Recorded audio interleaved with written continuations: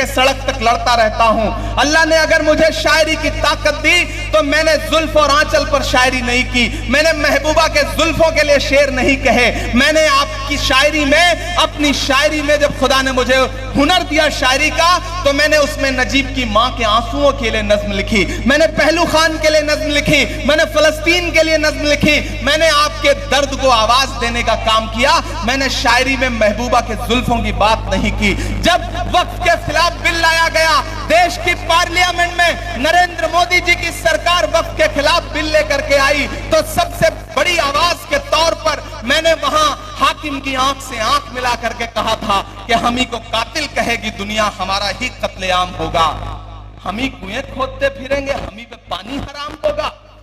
आप इस बरसती हुई बूंदों के बीच में भी यहां खड़े हैं, आप इस बारिश में भी यहां खड़े हैं। मैं इस बारिश में आपकी मौजूदगी को सलाम करता हूं और आपसे यह कहना चाहता हूं कि यह चुनाव कहीं इधर उधर भटकने का चुनाव नहीं है, यह चुनाव किसी के झांसे में आने का चुनाव नहीं है, यह चुनाव किसी गफलत में आने का चुनाव नहीं है, यह चुनाव नाराज और गुस्सा होने का चुनाव नहीं है, बल्कि एकजुट होकर के बिहार में हुकूमत बदलने का चुनाव है। मैं उत्तर प्रदेश से आया हूं, मैं देख रहा हूं लोगों के टूटते हुए आशियाने, मैं देख रहा हूं असम में लोगों के उजड़ते हुए घर, मैं देख रहा हूं कि जब इंसाफ बुलडोजर से किया जा रहा हो, ऐसे में अगर आप बिहार में महागठबंधन की सरकार बनाते हैं और नरेंद्र मोदी और उनके दोस्तों की छुट्टी करने का काम करते हैं, तो आने वाले दिनों में पूरे देश में नफरत वाली आवाज को लगाम लगेगी। साथियों, मैं राहुल गांधी जी का सिपाही बन के खड़ा हूं, मैं चला हूं उनके साथ कन्याकुमारी से कश्मीर तक। जब मुझसे मीडिया के साथी कहते हैं कि इमरान साहब आप तो शायर हैं, सांसद बाद में हैं, राहुल गांधी जी के साथ कन्याकुमारी से कश्मीर तक पैदल चल रहे हैं नफरत के खिलाफ,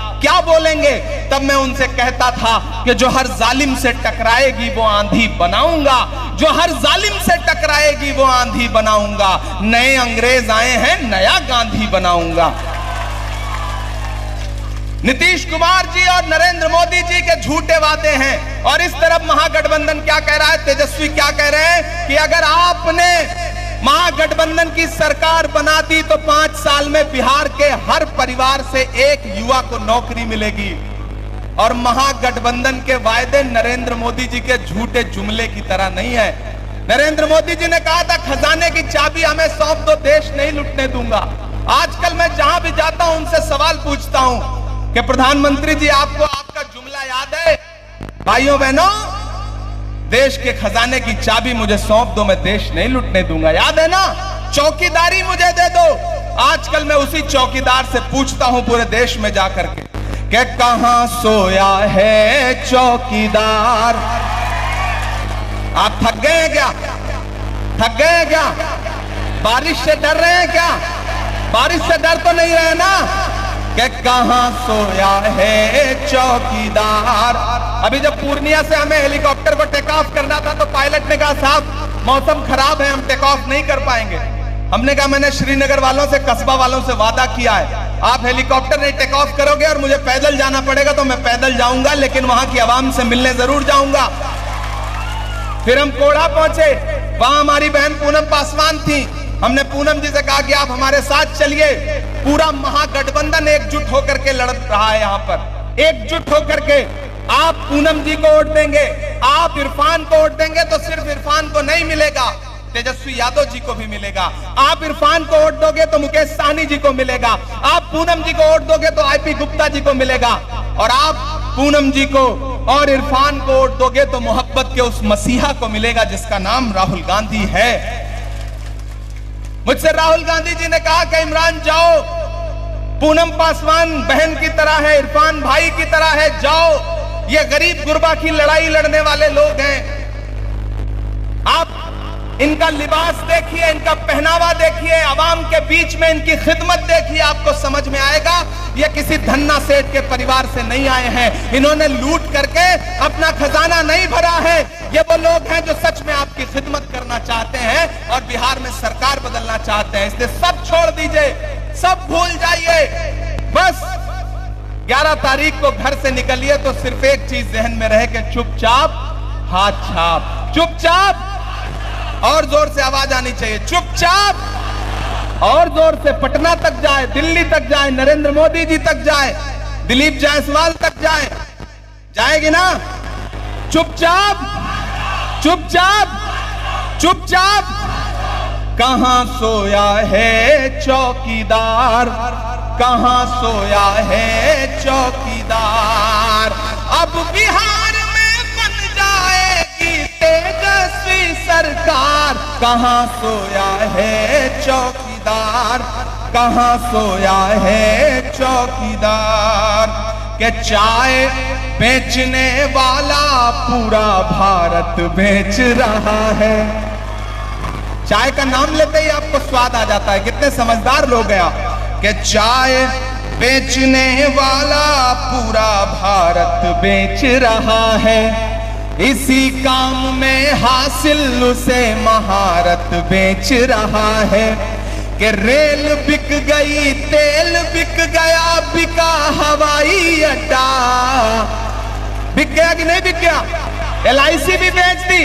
बिहार की सैकड़ों एकड़ जमीन अडानी को 1 रुपए एकड़ के हिसाब से मोदी जी ने बेच दिया, नीतीश जी ने बेच दिया। भागलपुर में अडानी को 1 रुपए एकड़।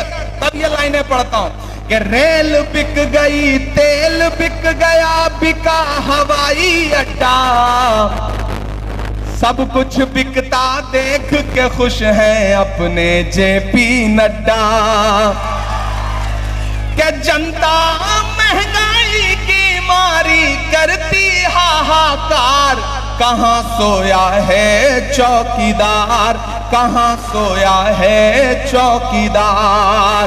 उठाइए अपना एक एक हाथ जहां भी है, उठाइए अपना एक एक हाथ और मुझे भरोसा दिलाइए कि भाई को, इरफान आलम को विधायक बना करके, पूनम जी को विधायक बना करके असेंबली पहुंचाने का काम करेंगे। और आपने इनको असेंबली पहुंचाया और बिहार में तेजस्वी की सरकार बनाई, महागठबंधन की सरकार बनाई। तो हम आपसे वादा करते हैं कि 2025 में बिहार का मुख्यमंत्री और 2029 में राहुल गांधी भारत का प्रधानमंत्री। क्योंकि बिहार से जो आवाज उठी है उसको कोई रोक नहीं पाता है। दोस्तों, आप इस बारिश में भी यहां खड़े हैं, मैं आपकी मौजूदगी को सलाम करता हूं साथियों।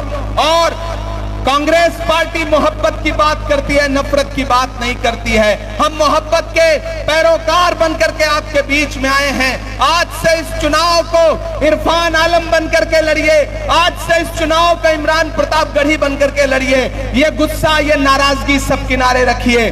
जब मकसद बड़ा हो तो छोटी छोटी चीजें नजरअंदाज करनी पड़ती हैं। और कस्बा वालों में एक बहुत बड़ी बात कह के जा रहा हूं, टिकट बहुत सारे लोग मांगते हैं, किसी एक को मौका मिलता है। जिस तरह फुटबॉल के मैच में गोल कोई एक आदमी करता है, बाकियों को पास देना पड़ता है। कल आपको मौका मिला था आफाक भाई, आप मेरे बुजुर्ग हैं, मैं आपको गले लगा करके, आप रूठे हैं, मैं मनाने के लिए आपसे यहां से अपील कर रहा हूं कि खुदा के लिए ये बड़ा मुश्किल वक्त है, ये लड़ाई बहुत बड़ी है। अगर बिहार में भाजपा हारती है तो पूरे मुल्क में अमन पसंद लोगों को सुकून मिलेगा। इसलिए अपनी छोटी छोटी गलतियां, अपनी छोटी छोटी नाराजगी किनारे रखिए, इरफान का साथ दीजिए। 2000, 3000, 4000 वोट काट करके अगर कल को कोई ऊंच नीच हो गया तो आपको जिंदगी भर पछताना पड़ेगा। इसलिए साथियों, मैं आप सबसे कह रहा हूं कि कहीं भी बिखरिए मत, चुपचाप हाथ छाप याद रखिए और मोहब्बत के उस मसीहा को याद रखिए जिसका नाम राहुल गांधी है। आप तो इस बात पर ईमान रखते हो ना कि मजदूर का पसीना सूखने से पहले उसकी मजदूरी उसे दे देनी चाहिए। रखते हो या नहीं रखते हो, मुझे बताओ, रखते हो या नहीं रखते हो? तो एक बात याद रखना कि कन्याकुमारी से कश्मीर तक 4000 किलोमीटर नफरत के खिलाफ, नफरत छोड़ो भारत जोड़ो का नारा लगा के कौन चला? राहुल गांधी चला। अपने पैर के छालों की परवाह नहीं की राहुल गांधी ने। नफरत का शिकार सबसे ज्यादा इस देश में कौन है? आप हैं, हम हैं। आपकी पहचान देख करके कौन सी ट्रेन में, कौन सी जगह कौन मार दे कोई भरोसा नहीं है। ऐसे में उस नफरत के खात्मे के लिए लड़ कौन रहा है? राहुल गांधी लड़ रहा है। नारा क्या है? नफरत छोड़ो भारत जोड़ो। आप तो इस बात पर ईमान रखते हो कि मजदूर का पसीना सूखने से पहले उसकी मजदूरी उसे दे देनी चाहिए। मैंने देखे हैं राहुल गांधी के पैर के छाले, मैंने देखा है राहुल गांधी के माथे से पैदल चलते हुए बहता हुआ पसीना। मैं आज राहुल गांधी की मजदूरी मांगने के लिए आपसे आया हूं, और वो मजदूरी ये है कि राहुल गांधी ने इरफान आलम को अपना प्रत्याशी बना करके, नुमाइंदा बना करके कस्बा में भेजा है। तो फिर मजदूर का पसीना सूखने से पहले मजदूरी देनी तो पड़ेगी। 11 तारीख को घरों से बाहर निकलिए, इरफान आलम को विधायक बना करके असेंबली पहुंचाइए। उधर कोढ़ा के लोगों से अपील है कि बहन पूनम पासवान को विधायक बना करके असेंबली पहुंचाइए। सरकार बनने जा रही है, बड़ी बात नहीं करूंगा, लेकिन इतना कहूंगा कि इन दोनों को विधायक बना करके आपने असेंबली पहुंचा दिया तो हम इन्हें सिर्फ विधायक नहीं रहने देंगे, बल्कि वापस उससे कुछ बड़ा बना करके आपके बीच में भेजेंगे। ये भरोसा दिलाते हैं इस गरीब के बेटे को, जिनके वालिद ने पूरी जिंदगी आपकी चिट्ठियां सहेज करके आप तक पहुंचाई हैं। एक ऐसे बाप का बेटा कि बाप कासिद है, बाप ने पूरी जिंदगी डाकिए का काम किया, आप लोगों के संदेशे आप तक पहुंचाने का काम किया। आज उस शख्स का बेटा आपके बीच में आपसे मदद मांग रहा है, तो सारी नाराजगी किनारे रखिए, इसको मायूस मत करिएगा। पहली बार किसी आम परिवार में विधायकी जाने जा रही है, विधायक बनने जा रहा है। इरफान विधायक बनेगा तो आप विधायक बनोगे, इरफान विधायक बनेगा तो आप विधायक बनोगे। ये बिहार की असेंबली में आपके मुद्दे पर लड़ेगा, मैं देश की पार्लियामेंट में आपके मुद्दे पे बोलूंगा। एक विधायक जिताओ, एक सांसद फ्री पाओ। एक विधायक जिताओ, एक सांसद फ्री पाओ। इससे अच्छा ऑफर कुछ नहीं हो सकता। माला ला के दो मुझे।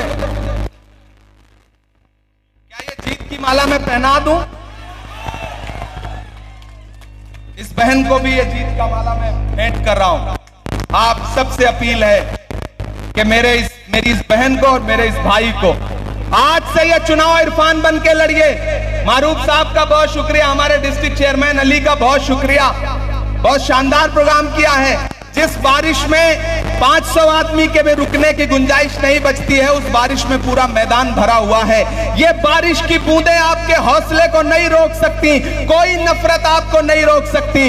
इसलिए आने वाली 11 तारीख को चुपचाप चुपचाप चुपचाप महागठबंधन, और जोर से महागठबंधन, महागठबंधन, राहुल गांधी, राहुल गांधी।